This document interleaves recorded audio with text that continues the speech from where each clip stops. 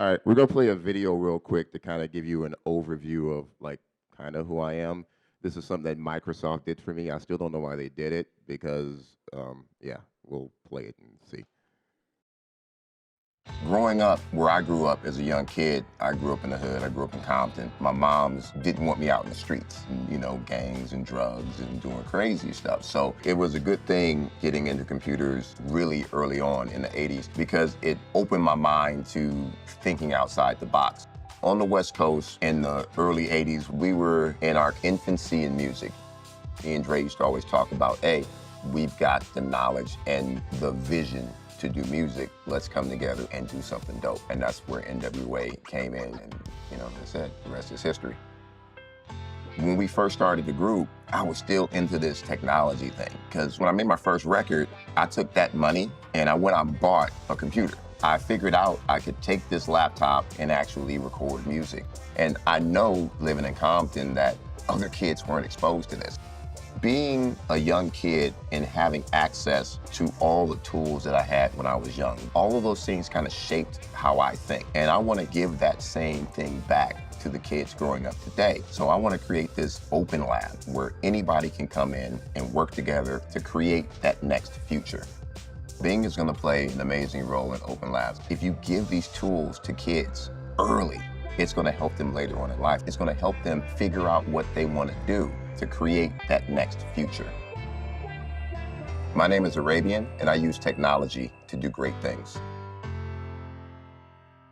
So, first of all, I want to thank Microsoft for making me walk in slow motion because that's really cool. Growing up where I grew up as a young kid, I can't do that like in real life. My moms didn't want me out in the streets, gangs and drugs.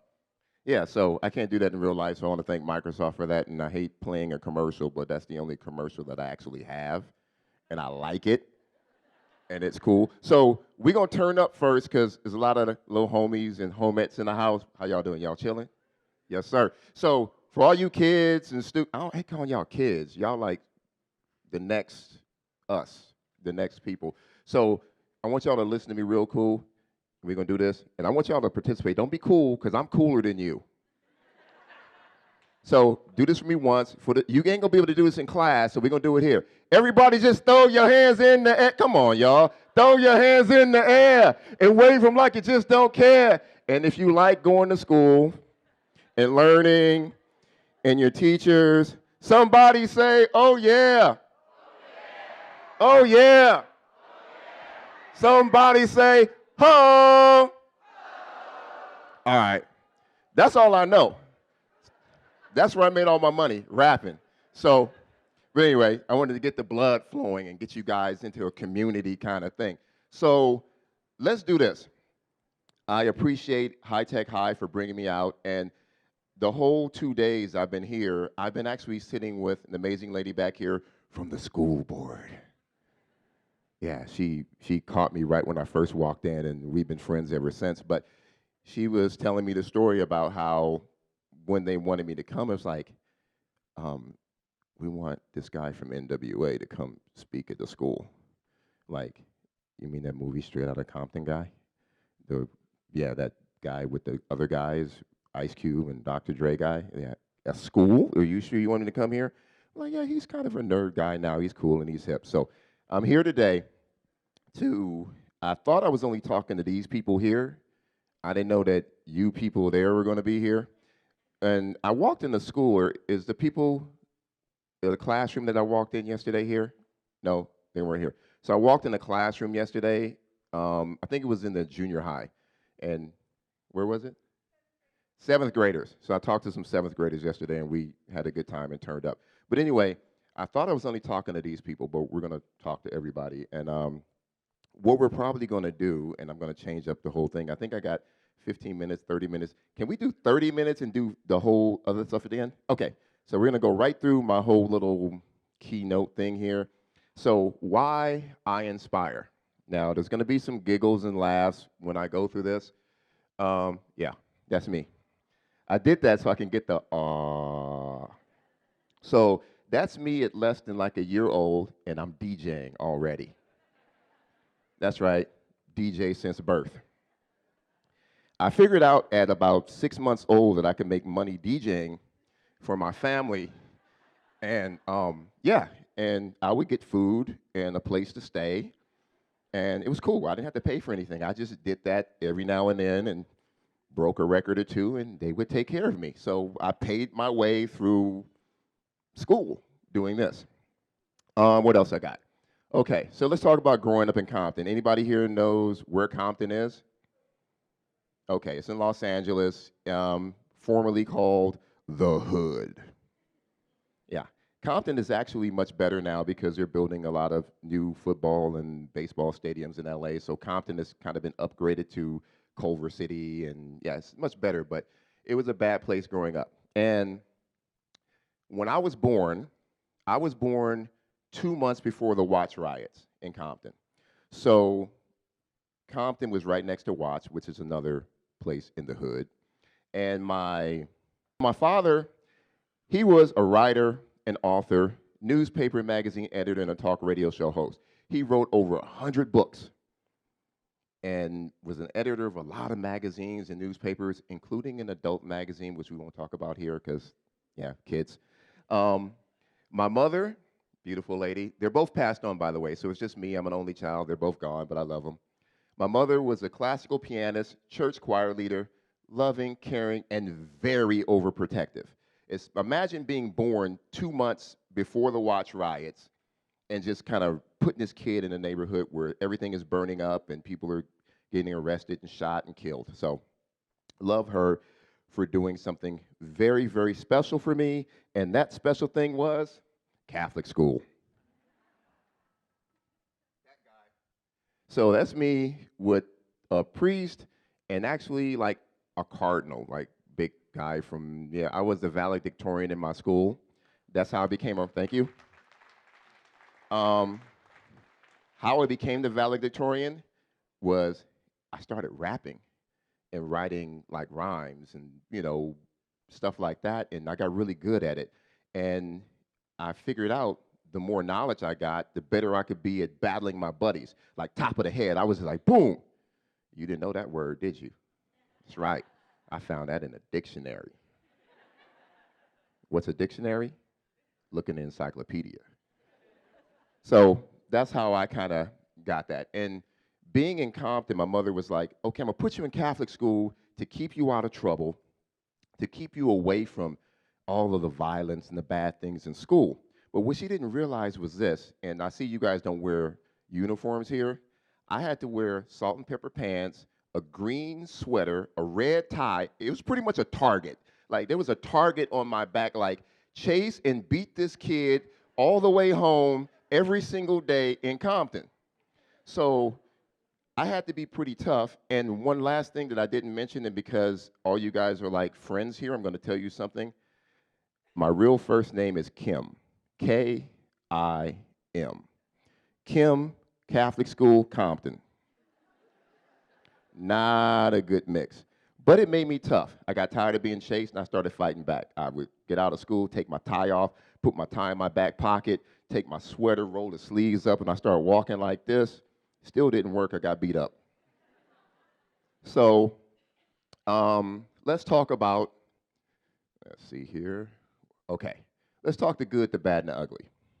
Let's talk about the good first. The good thing about me growing up was family and friends and school. Love school. That's where I got knowledge. That's where I became a rapper. That's where I did like cool, smart things. Let's talk about the bad. Uncles, cousins, and friends. Okay, so in Compton, there were these bad guys, and they were called the James Boys.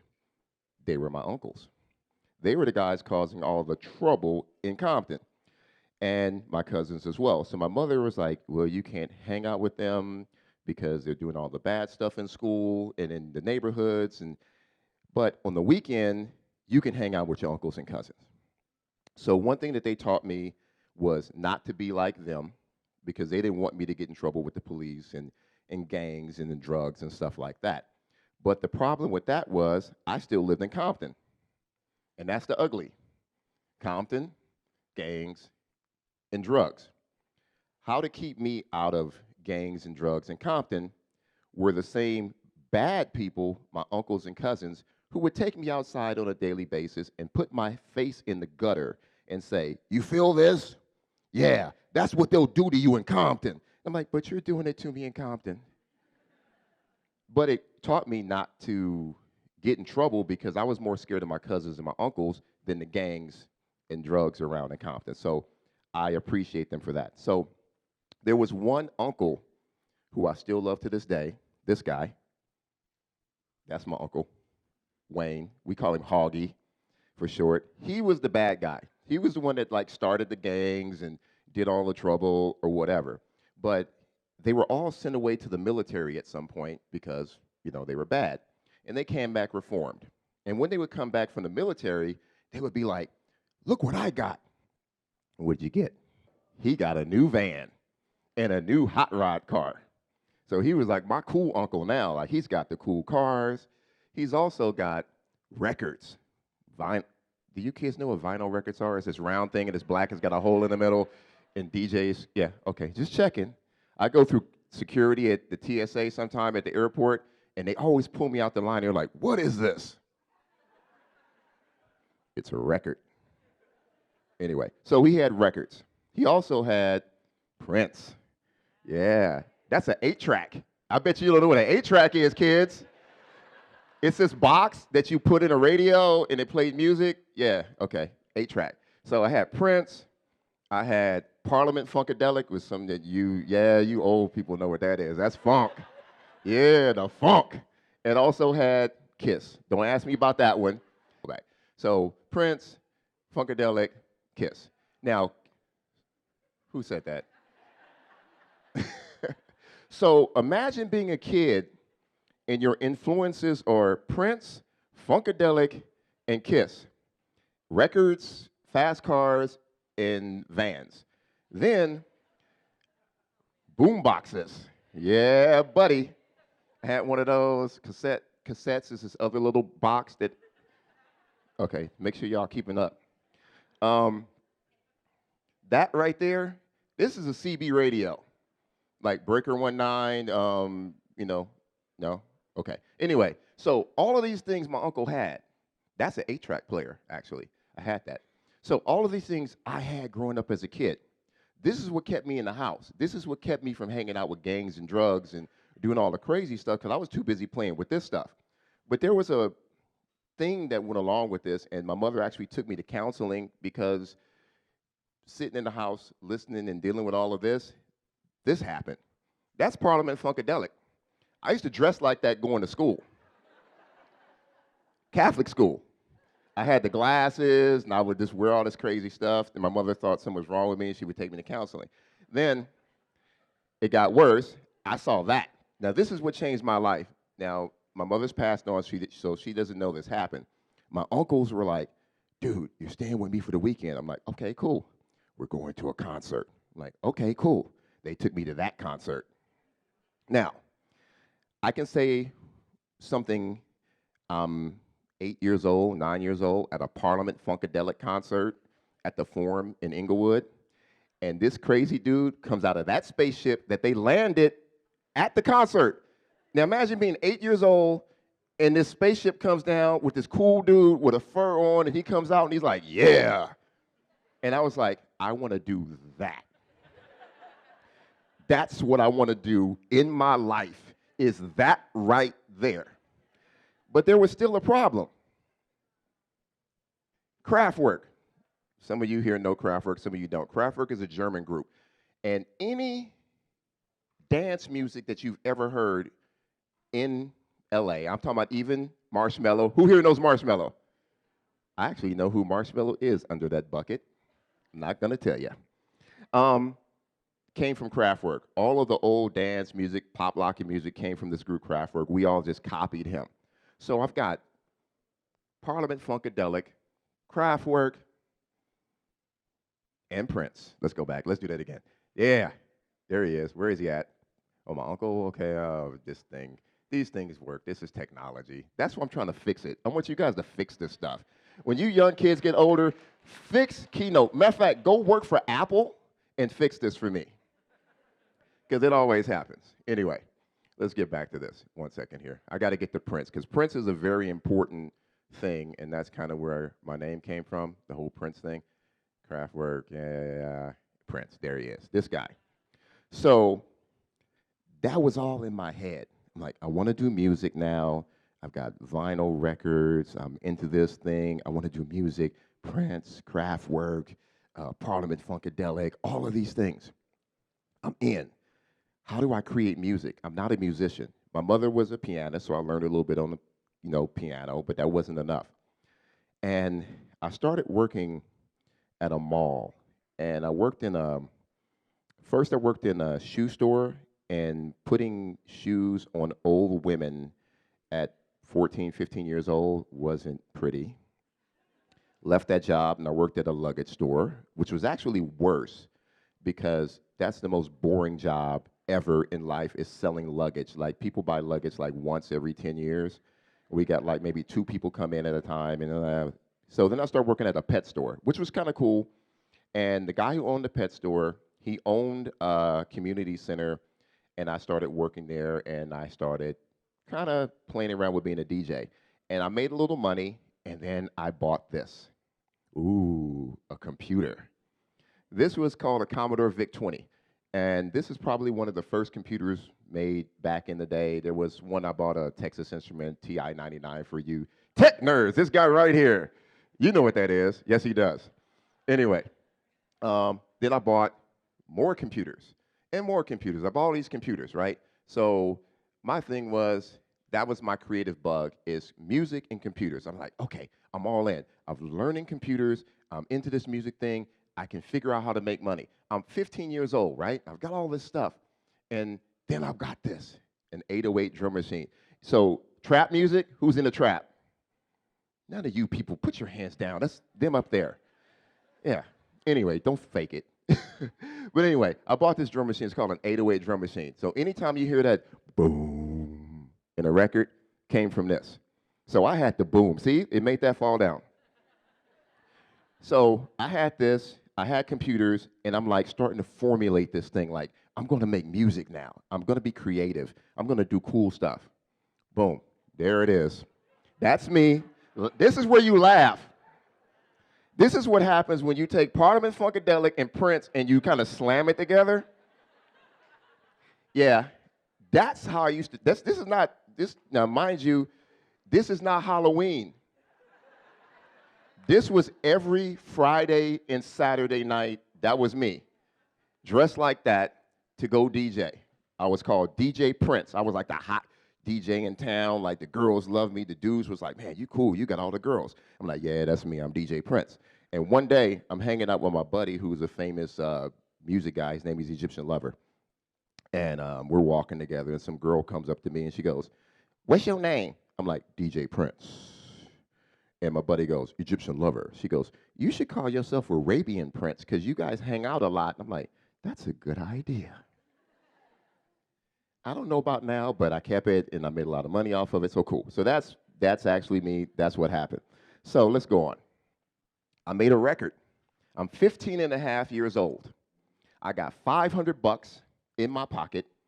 I got friends, Dr. Dre, DJ Yella from NWA. They were in another group, and I spared their picture here because they would hate me because they looked crazy too.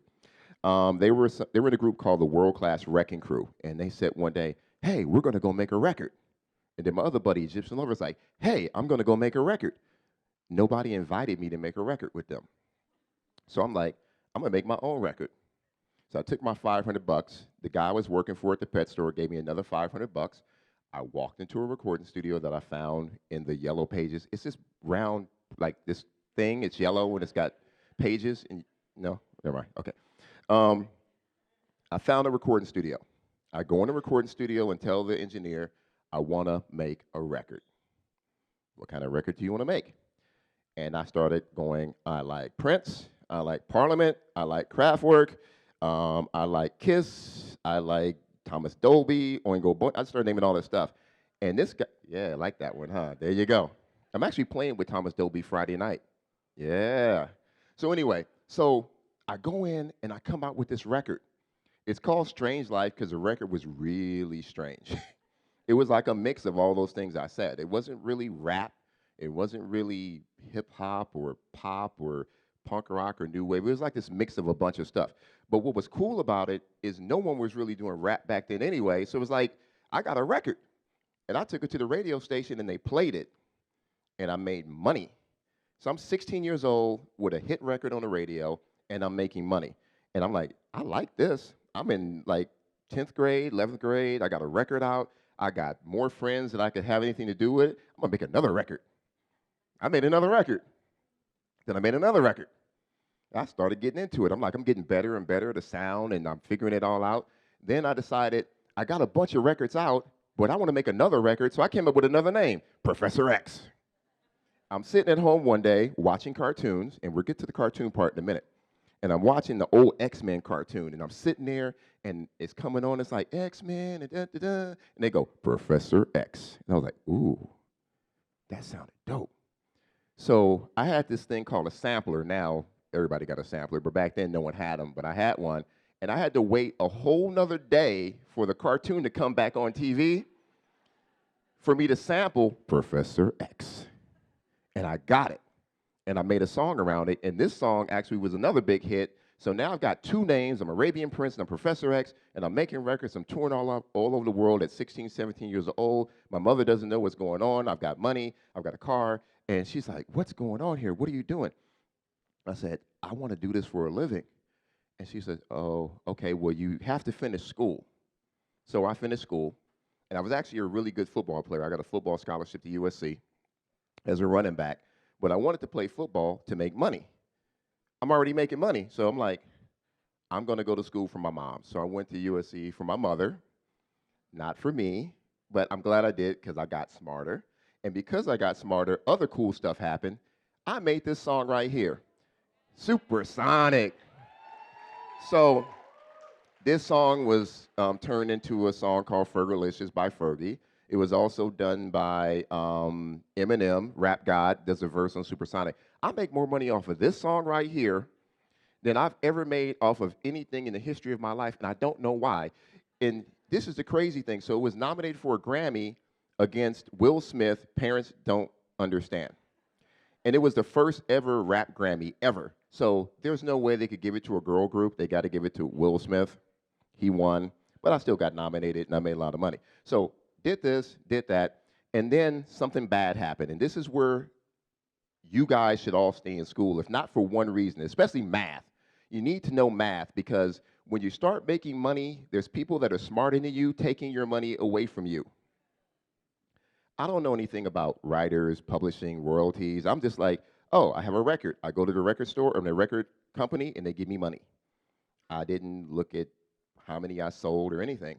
You know, I had people doing stuff for me, and I do stuff for them. So I found out I started getting ripped off. And I started talking to Dr. Dre, and he was getting ripped off. We were both like, oh, we're getting ripped off. We're not making our money. We need to figure this out.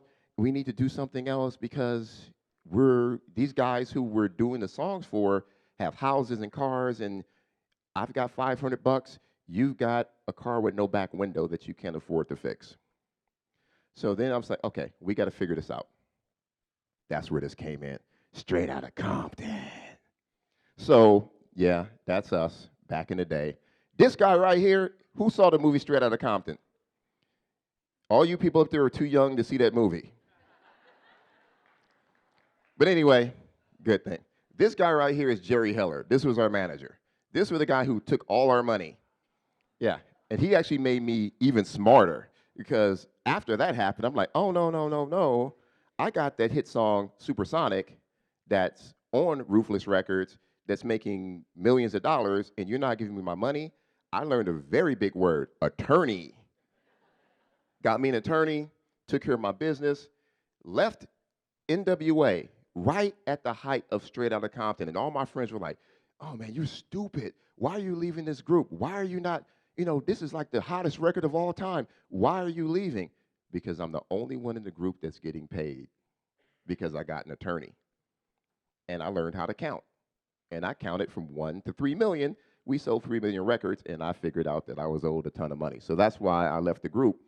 And soon after, Ice Cube left. Soon after, Dre left, and we all became businessmen. So for all you people here who are in the music industry or who want to at some point be in the music industry, remember two very important words: music, business. They go together. It's not music, it's music business. So make sure you know about business while you're doing your music or anything you're doing. Whatever you're doing in life, whatever you want to create, make sure you take care of your business behind music. And that's how you become successful. What else we got? So, JJ Fat Supersonic, that was the first ever gold record. I think first ever rap gold record. And it was on Ruthless Records, so that helped support Straight Outta Compton and all that. And all those other records around there are all gold and platinum records that I worked on back in the day for Ruthless. So that was cool. Now let's get into the good stuff. Power Rangers. So while, yeah, so while I'm rapping and touring and buying more computers and learning about computer stuff and animation, I'm self-teaching myself. And this is going to scare every little kid up there in the top. When I started doing this, there was no internet. Zero. There was no internet. Matter of fact, they had these things called dial-up phones, and you'd have to take your phone and plug it into your computer to actually dial into something that wasn't the internet, and I figured it out. And I'm like, this is cool. So I self-taught myself how to do animation and special effects. I just sat and read books for days, and you know, video games had just started like coming out in the 80s, late 80s or mid 80s. And I'm like, I want to do this. I've got some money now. I've got a lot of time on my hands because I'm in NWA and we can't go outside because the police are chasing us and the gangs are chasing us and my mother's chasing me and telling me to get out of this. So I would just stay in and learn computer stuff. And I taught myself how to do animation and special effects. As a hobby, I was just messing around with it. And I would go to these conventions. There was a convention called SIGGRAPH, and it was a convention for artists and animators and stuff, and I would just go there and just walk around and mess with stuff. And one day, I bumped into this company called SGI, Silicon Graphics, and they were like, wow, you're pretty good at this stuff. And I'm like, yeah, you know, I'm doing it as a hobby. And they found out who I was, and they were like, well, we would love to give you some computers. Free? I like free. So I got free computers from SGI to do some cool stuff for them. Then there was another company called Intergraph. I got free computers from them. And with those free computers, I started doing Power Rangers for a company called Saban. So I did Power Rangers, I did Silver Surfer, I did Addams Family, I did the movie Contact, I did Independence Day, all of this stuff while I was rapping. And I started making more money in technology and doing this stuff than I did in music. And the other good thing is they pay you on time. So, love that. And then I started working for this company, Fox Interactive. Because while I was doing all of this stuff, I found out that Fox had a video game division. So I go over there and I'm like, hey, I want to make video games. And they were like, well, we know who you are. Why? And I'm like, because I think it's cool and it's fun. What do you know about video games? I'm like, I play video games. I'm actually pretty good. I play this basketball game over here, and I play this game over here.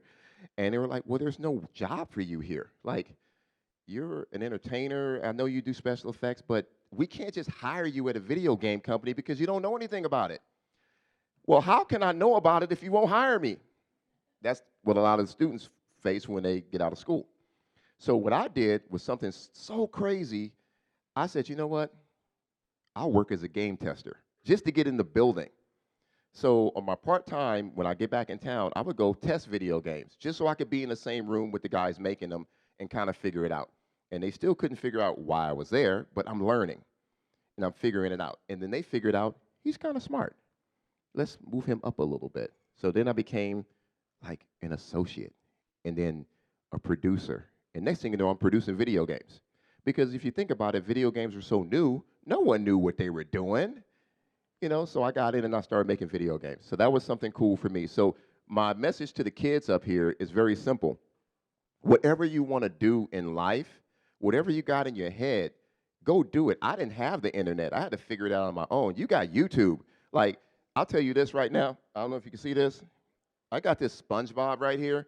I 3D printed this. I bought a 3D printer because I'm launching some new technology, which you'll probably see at the end of this. and I wanted to figure out how to make it.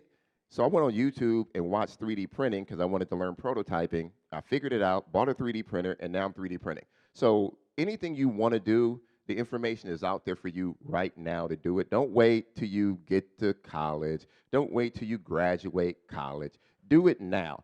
You know, there's all these billionaires running around who did stuff when they were younger, and that's why they're billionaires. They didn't wait. So don't wait. This is what I'm talking about. So practice what you teach. This up here, and I know you kids know what that is. That's a PlayStation Classic and a Nintendo Classic. That little thing in the middle is something I just created that I'm launching soon. It's a device that if you plug it into any one of your video game consoles, it makes it 4K resolution. So pretty much everybody here probably has a 4K TV, but no one can actually watch 4K because no one really makes or streams 4K. Well, I figured it out. I found this guy who had a chip that does 4K stuff, and I made it. And I actually created that at home by 3D printing and prototyping. Then we sent it to China, and now we're launching this product. So for me, my whole life has always been about innovation and doing things. I didn't wait for somebody to teach me something. I figured out that if I had something in my head, I want to get it out. And I'm going to tell you one quick story. There's a little kid, and I told him this story, and I told Larry this story too. There's a little kid that I met a couple years ago. He's like 5 years old, and I'm speaking at a tech convention. And I said, little dude, what's up with you? Like, what do you want to do? And he goes, I want to make better peanut butter. Yeah, his mom's laughed too. Like, oh yeah, he's always talking about peanut butter. He's always constipated, and he eats peanut butter for breakfast, for lunch, for dinner. I find peanut butter under his bed, in his bed, you know. So I'm like, don't laugh at this kid. He's got something in his head. So I talked to him. I said, look, here's my card. Call me up. And they called me up one day. And I'm like, cool. So I had a friend who used to be the marketing manager for a company called Mondelez, which is Kraft Foods. And I said, hey, can I send a family down there and just, you know, let them walk around Kraft Foods and see some stuff? So they took their little kid to Kraft Foods. They walked this little kid into this room. It's a laboratory where they actually make food. And I bet you didn't know that they made food in laboratories. So this little 5-year-old kid gets to walk around Kraft Foods in a laboratory, and his new thing is not, I want to make better peanut butter, it's, I want to be a scientist. So now he understands at 5 years old, I think he's 7 now, that it wasn't about peanut butter. He just wanted to make stuff and make stuff better. So same with all you kids here, and even you teachers and whatever you other people are that are with the teachers, and yeah, just understand that everyone in here is creative. Don't wait.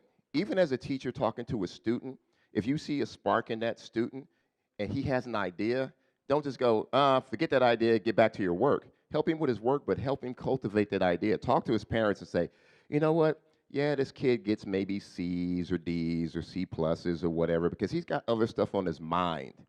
Help this kid with that, or do what I do. I bribe them. I'm like, yo, dude, check this out. I'll tell you what I'm going to do for you, if you give me a B, I'm going to get you that PlayStation you wanted. All right? There you go. So you bribe the kids if you can. Like, find out what they like. Like, what do you like? Oh, I like peanut butter. Okay, well, I'll give you peanut butter sandwiches every single day if you give me better grades. Done. So we have to kind of work together in this thing because kids, they think on a whole nother wavelength. I walked into a classroom about 3 weeks ago and talked to a room full of kids. I told all of the teachers to leave the room. Trust me. They left the room. All the kids were able to speak their mind to me, and those kids actually cursed at me. I'm like, you're not supposed to use language like that. But they did. And they were telling me all the stuff that they didn't like about the school, that they didn't like about the teachers. And they thought I was their friend. And I am their friend. But I told on them to the teachers. I said, you know what your students said? They said this, they said this, they said this, they said this. And the teachers go, I thought they liked that class. I thought they liked what I was teaching them. I thought they liked what I was doing. And they didn't. So there is a disconnect. And what I love about High Tech High, and we're going to talk about this place is amazing. I got to walk around briefly yesterday. I walked in a classroom and they were making a camper. I'm like, whoa, they're making a camper. I walked into another class, they're making rockets, like real rockets, not like 4th of July rockets. I'm talking about rockets that go into space. They're making rockets. They're doing amazing, they're doing robotics. They're doing things here that a lot of other schools either don't do or only have small classes in. So it's about opening up and unlocking the visions of these kids who are a lot smarter than we all give them credit for. There's 2-year-old kids. How many parents or adults here have small kids that are 2, 3, 4 years old? How many of them can get into your phone, can get into your MacBook Pro, unlock it, and actually like do stuff, right? At 2, 3 years old. When I was 5 years old, they gave me blocks. Here's A, B, C, here's 1, 2, 3. No, these kids are a lot smarter, so we've got to kind of get at them a little bit earlier. So my point is practice what you teach. For me, I tell this to all the kids, go do things, go do that. And I start thinking about it. I need to do the same thing. So I build stuff now. I'm 53 and 9/10 years old. I'll be 54 this year. And I'm still learning. I'm still on YouTube trying to figure it out. Like, okay, I just started an esports league. Anybody want to play esports?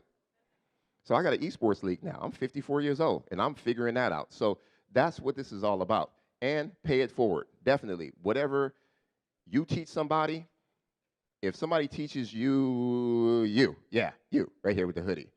If I teach you something, I want you to teach her something, and then you teach him something. Pass it on. Like keep the cycle going. Like everybody in here is worth 1,000,000%, and we have to push it forward. So that's what my Open Labs is about. So what he said, and I'm going to hire you to go on road with me because you talk about me better than I talk about me, and I love it.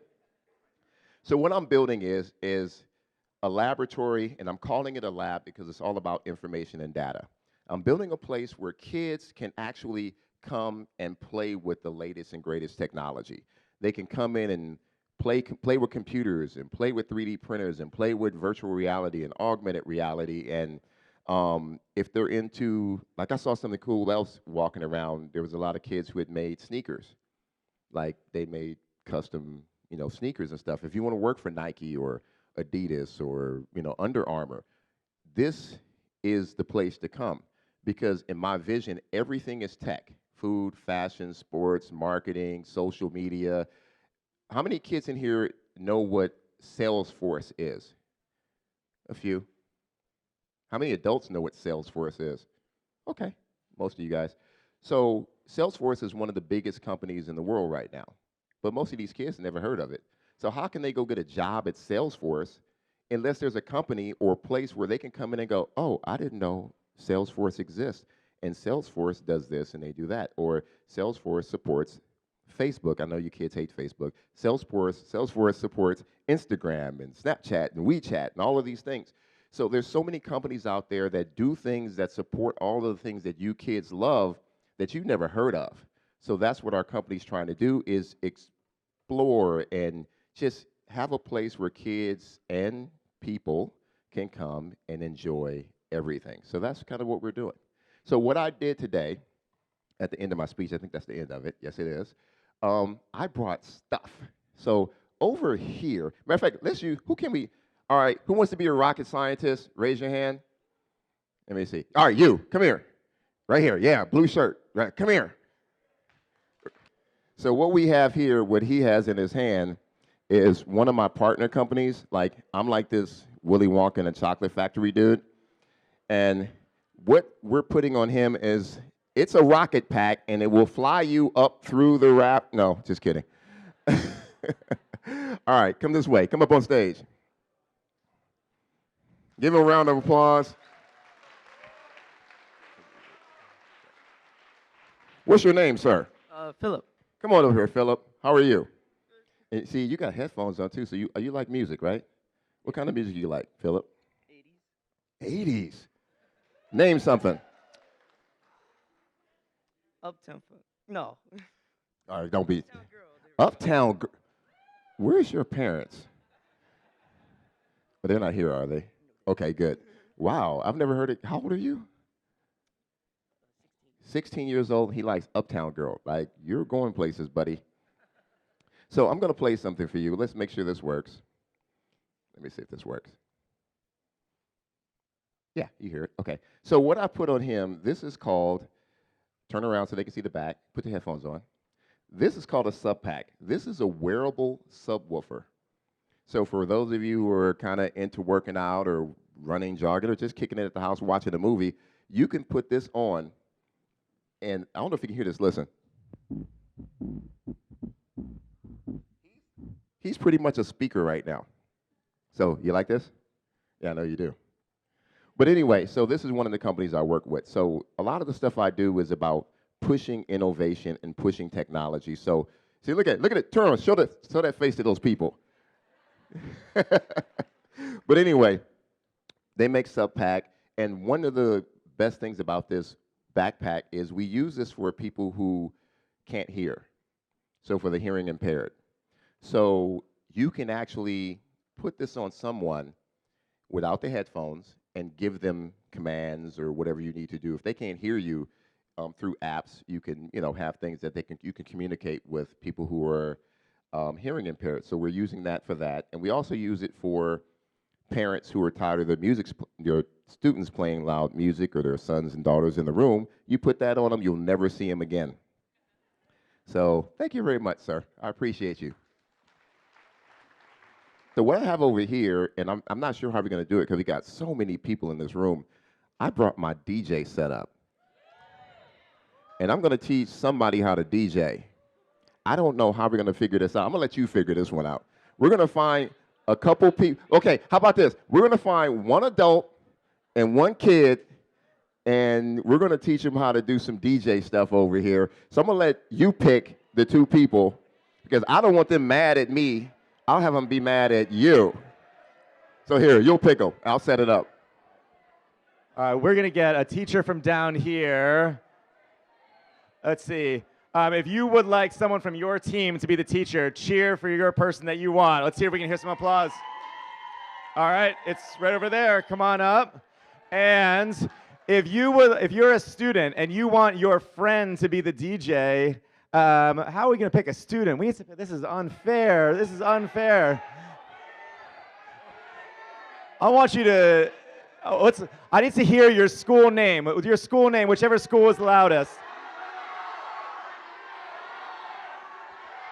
I think I hear High Tech High Media Arts. Media Arts? Is it Media Arts? Who was the greatest male 11th grade humanities teacher who taught there for the first 10 years? You're right. Come on down. Yes. You're the guy. Yeah. What's your name? Brady. Brady. Do you know Chris Wakefield? I do. Do you know Brandon Davidson? Yes. You're qualified. Come on. All right, while we wait for a computer to restart, we're going to do a quick Q&A. If you've got a question that you want to ask Arabian, is that cool if we do a question while the computer restarts? Let's start up top. Is there a student who's got a question right now? All the way over there. Yeah, all the way on the left. Will you shout your question out? All the way, yeah. Yeah, so his question was I always into rapping and computer stuff at the same time? Pretty much, like my uncles and cousins would introduce me to all of this electronic stuff when I was young, so I was really interested in that. And then with my father being a writer and, my mother being into music, it was kind of like this melodic thing. So for me, yeah, I was always into both. And back in the day, it was one of those things where you had to be good at what you did. So if I was going to do something, I was going to be good at it. So when I decided to do rap, I decided I wanted to be the best in my school at it. So that's why I just started reading, and like I would just sit there in my room and just read the encyclopedia, read the dictionary so I could come up with these cool big words. So, yeah. All right, let's do one more question. Right there, yeah, shout it out. What colleges are good for this type of stuff? Wow. So, that's a good one. I would say all colleges, like all universities have programs in animation and music and filmmaking. So just do your research on that. But what I'm saying, if you're going here, you're in the right place. Like, because you guys are already doing it here. And once you get done here, just find that school that aligns kind of with what you want to do. Yeah, definitely. You're welcome. All right, let's do one more question while we wait for tech to reboot. There, the guy with the phone. Yeah. Arabian. Right before we DJ, who's your closest friend was the question. Dr. Dre. Yeah, that's my buddy. All right. Cut it. Cut it. Cut it. Cut it. Cut it. Cut it. Cut it. Okay, for $100, do that. No, just kidding. Okay, so no, I'm gonna start with you first. Yeah. So come over here, and it's your birthday? Well, a happy birthday. So what we have here, and this is gonna take math. We're gonna count. Yes. So I want you to take this hand, not my hand, your hand. I want you to put it on here. See this? You hear that? You see this line? So put your hand on there, and we're gonna go 4. I'm going to have you go forward 1, 1, 2, 3, 4. So 1, 2, keep going. 1, 2, 3. Okay, keep going. Keep going. Don't stop. Keep going. Keep going. Keep going. Keep going. Yes. Keep scratching. Keep scratching. Keep scratching.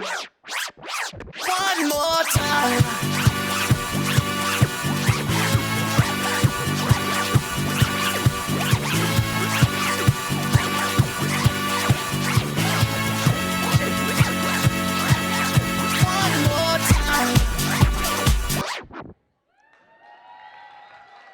Now, who said that teachers aren't cool?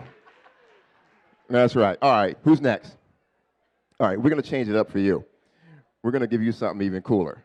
So I know I can't play that song for you because you don't like that song. So what's your favorite song? My favorite song? That's honestly kind of difficult. I like a lot of stuff from like 90s hip-hop. Like, What is going on with these kids here? I got 80s, I got 90s. Are there any real like hip-hop kids in here? No? Okay, never mind. We're going to do what you do. So 90s. Listen, okay, I got something for you. All right.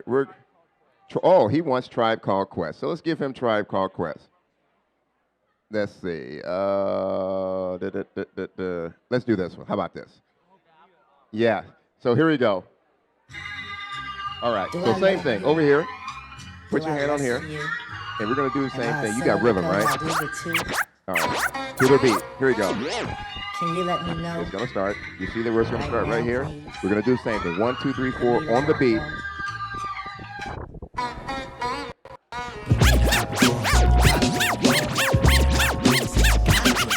Oh!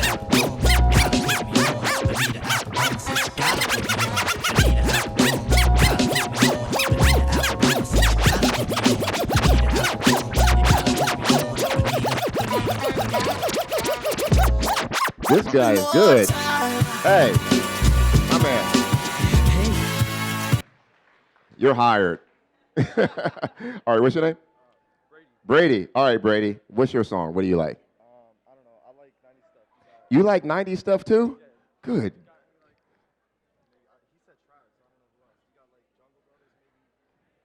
Ooh. I think I do have some Jungle Brothers for you. Do I have Jungle Brothers in here? No, give me something else. Oh, well, I don't know if we can play Wu-Tang in here. Yeah, probably not. We can't play Wu-Tang in here. Yeah.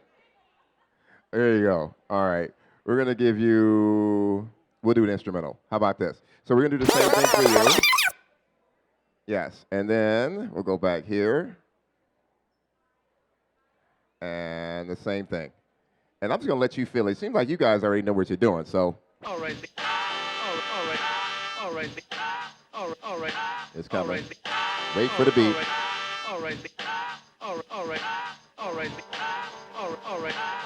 There you go. So, here's the beginning. So look at this.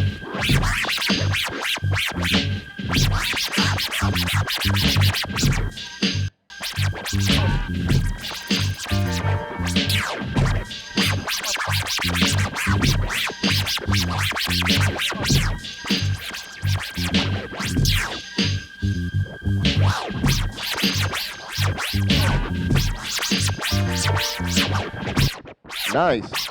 So we got some talented people in here. Everybody give everybody a round of applause. Yes, good job.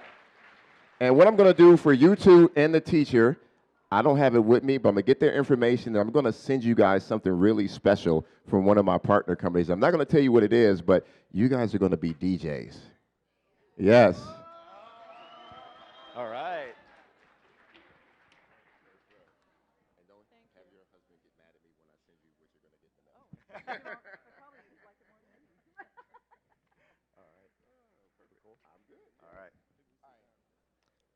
Ladies and gentlemen, let him hear it. Arabian Prince.